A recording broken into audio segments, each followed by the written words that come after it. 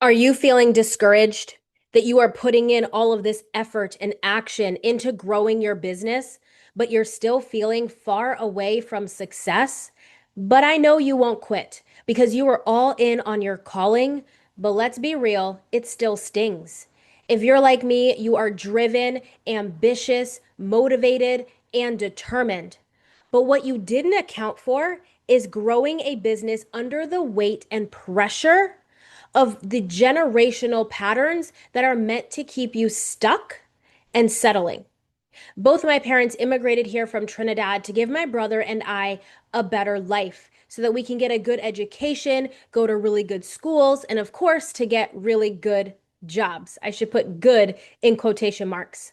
And I grew up saying, I'm going to be just like Tammy. Now, you see, my mom had a stroke when she was 29 years old. I was 5 years old. And she went to physical therapy so she can get better and stronger. And I used to say, I'm going to be just like Tammy, which was my mom's physical therapist. I saw my mom moving her arms, moving her legs, being in a wheelchair to then using a walker and then a cane and now just walking naturally like you and I. And I thought to myself, I'm going to do that when I get older because I want to help people the exact same way that my mom was helped. Now let's enter in the societal conversation. Make sure you get a good, stable job where you'll always be in demand. So naturally, where do so many of us go? Into healthcare because we have such servant hearts and we desire to serve a lot of people, help a lot of people make big impact. And the healthcare field, it's like, well, listen, people are always going to be hurt or injured. They're always going to need care. So this is stable. Now, all of these decisions are generally made without having any understanding about how much money you are going to be making. And you can say, well, it's not always about the money. But let's be real. We need money to survive. We need money to thrive. We need money for resources. We need money so that we're not always feeling like our head is underwater every single month. So all of these decisions were made without taking any of that into consideration.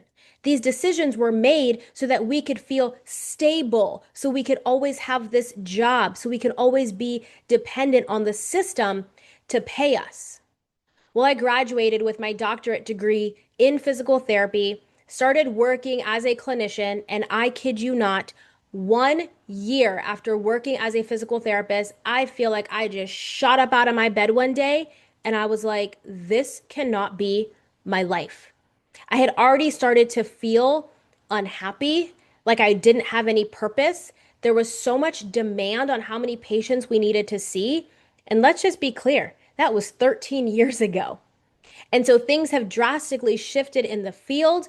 Inflation has gone up. There is increased demand for being a physical therapist, but the pay hasn't increased unless you've opened up a practice and you're doing cash pay. But I'm talking about just the traditional, you go to work, you get paid type of job.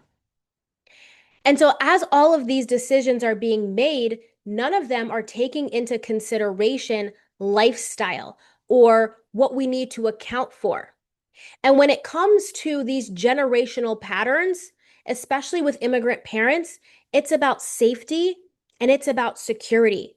And it's about making sure that you're always going to be provided for. Now, I saw my parents work really hard.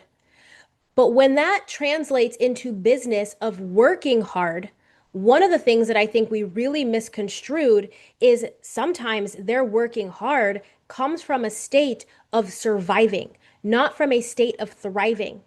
So we often have this hard work mentality, but we have this hard work mentality often without having any results to show for it.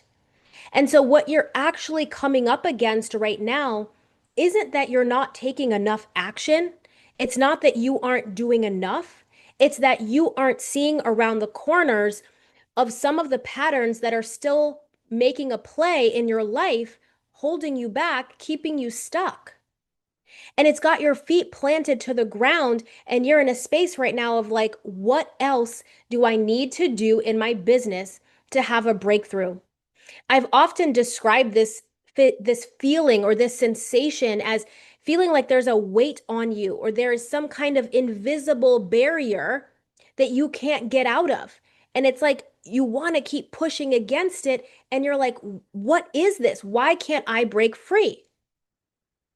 This is often where you start to take massive amounts of action, but that action tends to be misplaced because what action you are likely taking right now is you are going into learning and consumption mode, and you're thinking that there's something you don't know and that there's something about either business or your craft that you don't know that you need to know in order to have a breakthrough. Now, could that be true? Possibly. However, I can tell you right now from experience, you've got everything you need right now in order to get to the next level and in order to start seeing results.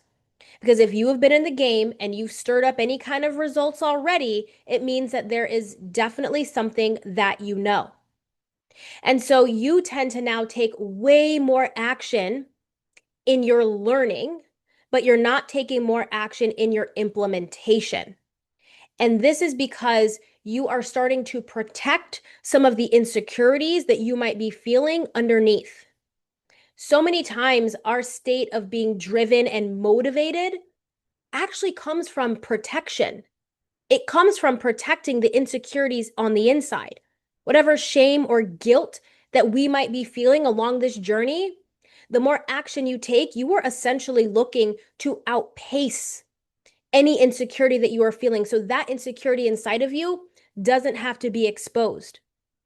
If you are wanting recognition or you're wanting to be seen or you enjoyed achieving things growing up, well, now you're using your business as a space to achieve, and you are looking to be seen. You are looking to be glorified.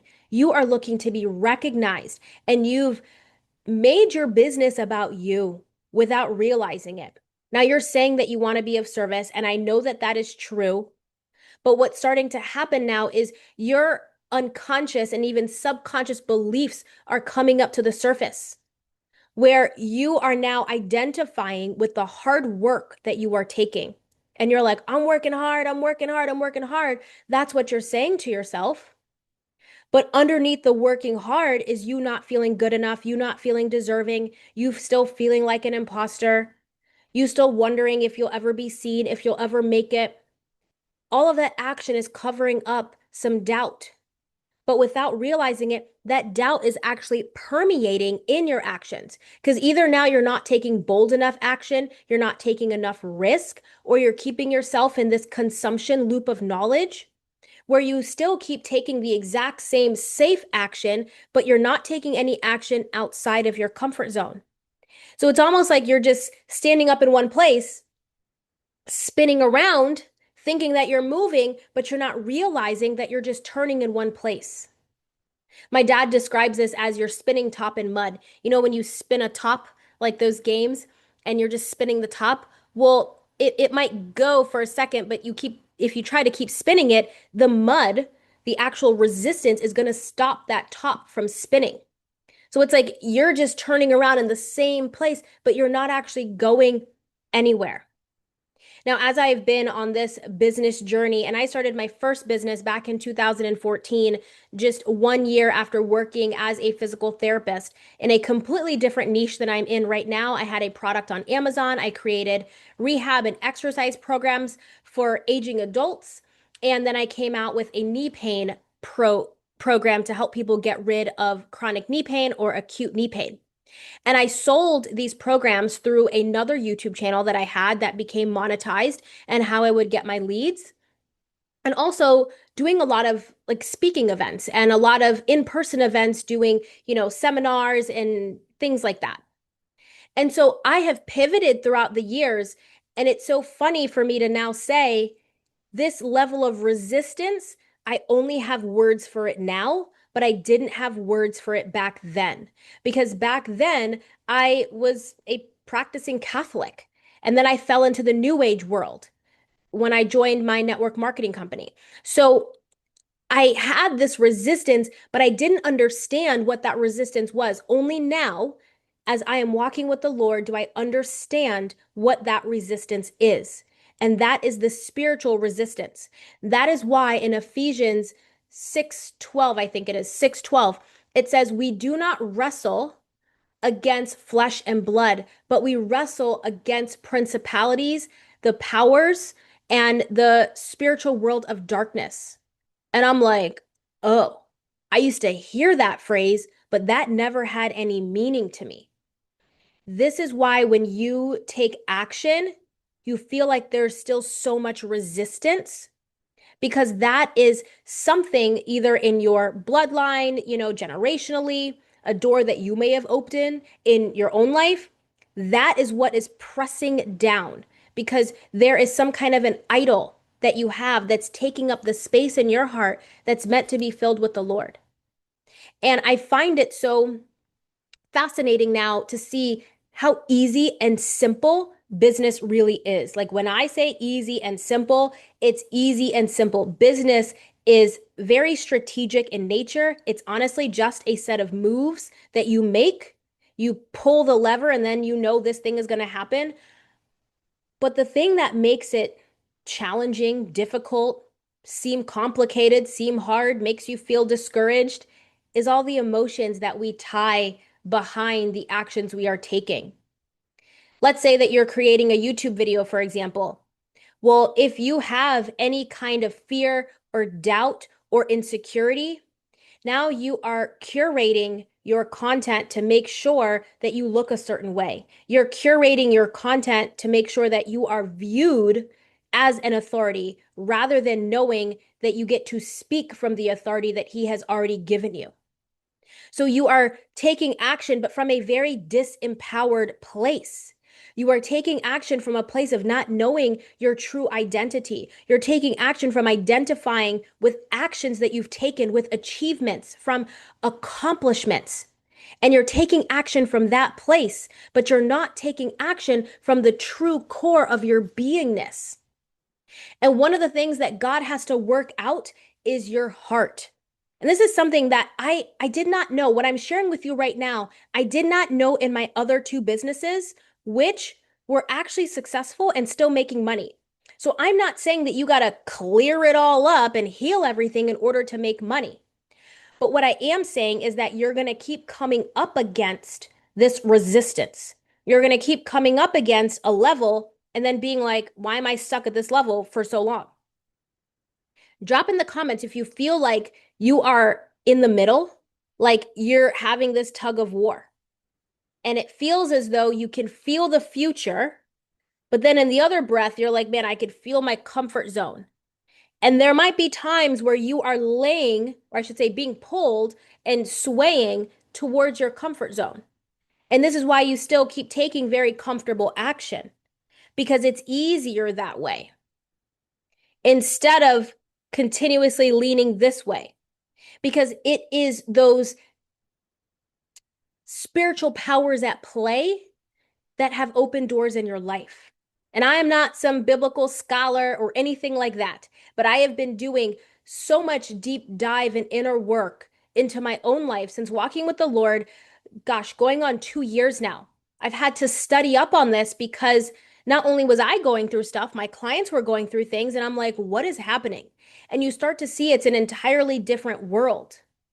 And then you start to realize that so much of the actions are happening from this disempowered place. And so, yes, you're showing up. Yes, you're being consistent. Yes, you're doing all the things, but you're also still swaying towards your comfort zone in doing them. You're not expanding. You're not growing. You're not taking up space. You're not growing your capacity for a bigger business. And as I said, God has to do a lot of work on your heart because there are things in there that we don't even know are in there that He has got to work out. Because if He did promote you and blow up your business in a good way, I mean, not in a bad way, blow it up in a good way. If He did that, you wouldn't have the heart posture to withstand what He wants to give you. And I know it's so difficult to see right now why you don't have what you want. And I've been there where I didn't have what I wanted. And only now do I look back and I'm like, oh, I get it. I would not have been able to handle that. I would not have been able to properly steward anything more in that moment because of where my heart posture was. Something I had made an idol was money. And an idol is something that dictates your behavior, something that takes up the space in your heart where only God should be taking up that space in your heart. So money used to dictate some of the movements I would make. If I think I can make more money doing that, it's like off I go. And it might actually be a little bit off of my calling, but it's something I can see and say, okay, I can make X amount of dollars by doing this. I'm going to go do that and I'm going to try to tie it all in. When I had no business doing that kind of action or that activity in my business because it didn't fit and it didn't align. And so God has to correct your heart posture. You got to remove all the other junk in there. And I don't just mean money as an idol. I'm going to talk about your cell phone. I'm going to talk about food. I'm going to talk about your emotions. Emotions is another thing that I had as my idol. I was always submitting to the emotions that I was feeling, and I was just allowing myself to be taken up by the feeling. Even when I was positive thinking and rah rah, there were still these times where the emotions would get the best of me because that was the only thing I knew back then.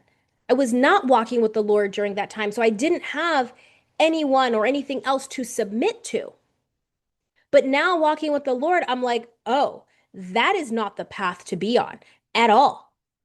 And now I can start to remove a lot of those things, and He will remove it. He will expose to you the things that are taking up the space.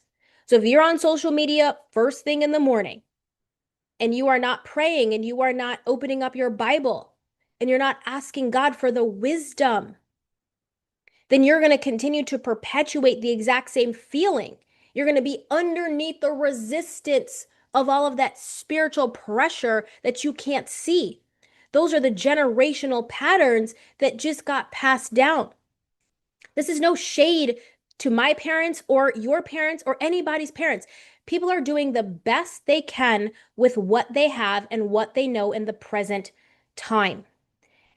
And I'm not saying every immigrant family is like that. There are immigrant kids whose parents, started a business, came here with $100 in their pocket and opened up a laundromat or a gas station or something, and that got passed down to the kids. That is not everybody's case. And it doesn't mean that those people don't go through any kind of spiritual resistance. They do, but it looks different. This is why you can't compare where you are to where anybody else is. This is I was going to say race, but this is a lane that only you and God are in. That's it. We're not looking left. We're not looking right. We're not trying to check out what everybody else is doing. This is about your obedience to your calling. This is about the actions you are taking in an expansive way from a place of authority that He has given you. This is about taking out those idols. Dear Lord, please remove from my heart whatever I cannot see, even things I can see, that is occupying the space where only you should be. Only you belong. And I pray that prayer because there are things I didn't see about myself. Because when you are a child of immigrant parents, you want to do a good job. You want to do well. You want to succeed. You want to make your family proud. You want to make their hard work worth it. But there are other things at play that you don't realize are happening, which is all of the patterns that got roped into your beingness. And so when you have a decision to make in your life, in your business, are you timid with your decision? Are you going back and forth? Are you making a decision from an emotion, or are you making a decision from the authority given above? Are you following through with what God is telling you? Or are you trying to think that you know better? These are all things that probably right now may not seem like they matter, but I'm telling you, they matter. It is the literal difference between incremental success in your business versus exponential success in your business. Because right now, you are trying to create your own results. You are trying to take massive amounts of action so that you can create the results. And so you're probably like, well, if I'm going to take massive action, what else does massive action create? Massive action creates you to be the person that God wants you to be. It allows you to be a person who is not comparing yourself to the other person. It allows you to be a person who's obedient. When he says go left, you go left. You're not like, well, I'm going to go right first and then go left. No, you go left because he said so. This is not about depending on your own strength. And this is why a lot of people are burnt out. They give up or they quit because they reach this middle of the line and they start to feel fatigued. They start to get weary. The Bible says, never get weary in well doing. And we start to get weary, and you're kind of like, what do I do now? Let me go take more action. Let me go do more of that. That is depending on your own strength. And I guarantee you, something he is wanting to teach you right now is how to depend on him. And I used to ask this question all the time. How do I depend on him? What does that look like? He'll show you. And it's one of the coolest things is he will show you all the ways in which you're depending on yourself. Even when I think about my YouTube titles, my YouTube videos, like what I'm going to be talking about, there are many times where I don't have a thought process on what I want to put out there. Not that I don't have a list of things that I know you guys are dealing with or problems or struggles. I've got a list of that. But there are times where I look at that list and there's something that just doesn't feel like I'm supposed to talk about what's on that list. And he'll give me a new idea. He'll give me a new thought. I will read something in scripture and he'll drop in, talk about that. And I'm like, okay. And sometimes it doesn't make any sense. Sometimes it does. Sometimes it doesn't make any sense.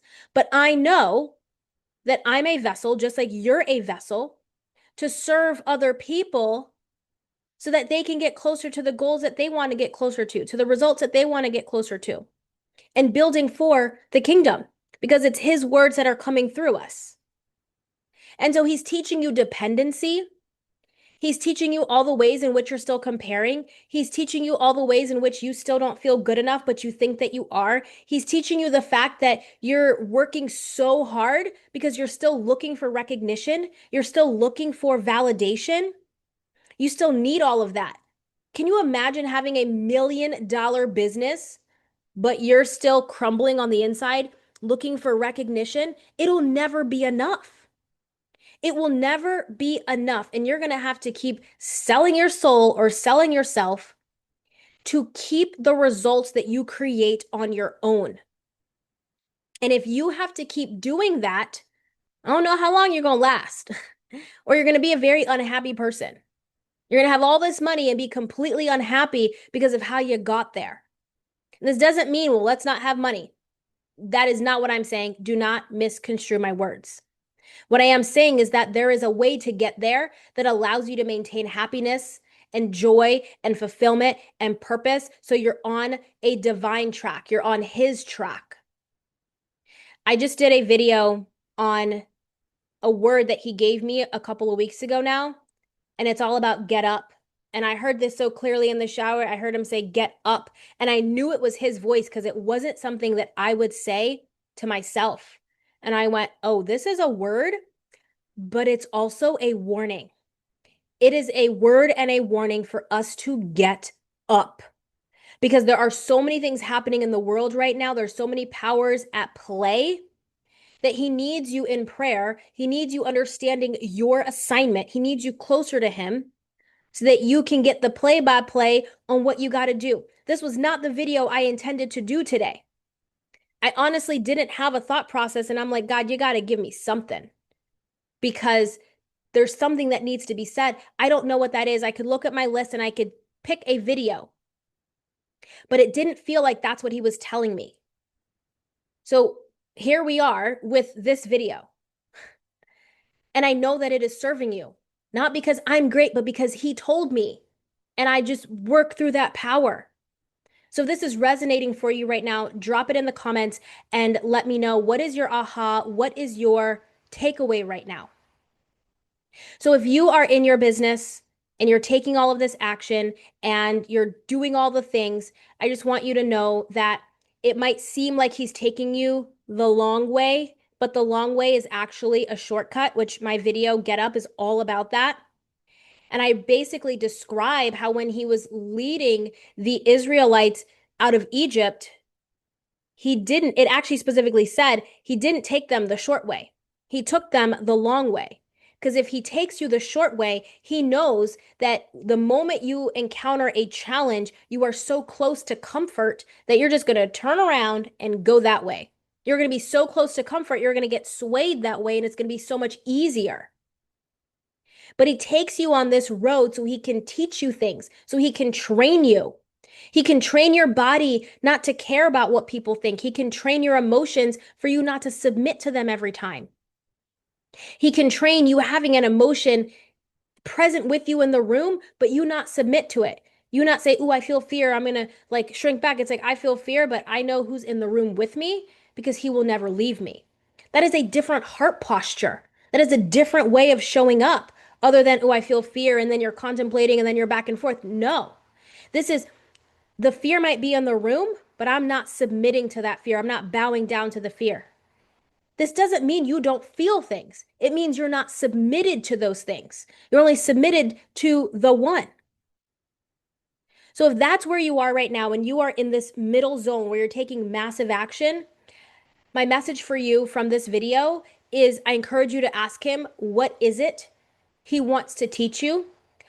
What is it that he wants you to learn? And then praying the prayer of, Lord, take out whatever in my heart is not serving you in your mission. The things I can see, but even the things I can't see. And make my desires aligned with your desires for me. He'll speak to you when you ask him. He'll speak to you when you have a dialogue with him. I trust this video serves you and blesses you. Drop in the comments your biggest takeaway and aha. Share it with a business bestie, and I will see you all in another video. Bye.